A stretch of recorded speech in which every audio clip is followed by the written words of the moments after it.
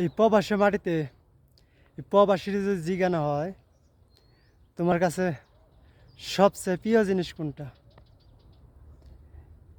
সবাই বলবে মুখের হাসিটা।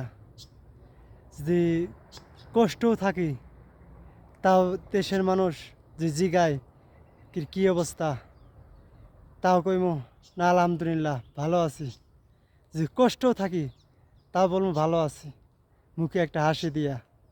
যদি কয় খাওয়া দাওয়া হয়েছে খাইছস, যদি বাড়ির ফ্যামিলির লোকে যদি বলে খাইছস, তাও কব হ্যাঁ খাইছি। যে না খাও থাকে তারপরে মুখে একটা হাসি দিয়া কইব হ্যাঁ খাইছি। সুস্থ আছস, যদি অসুস্থও থাকে প্রবাসী মাটিতে, প্রবাসী মাটিতে অসুস্থ কেউ দেখার মতো লোক নাই, কিন্তু তাও একটা মুখে হাসি দিয়ে কইব, বিছনায় পড়ে থাকাও তা মুখে একটা হাসি দিয়ে কইব না আমি ভালো আছি, আমার শরীর আল্লাহর মতো সুস্থ আছে, আমি মোটামুটি চলতাছি, সমস্যা নাই, আমি সব দিক দিয়ে ভালো আছি।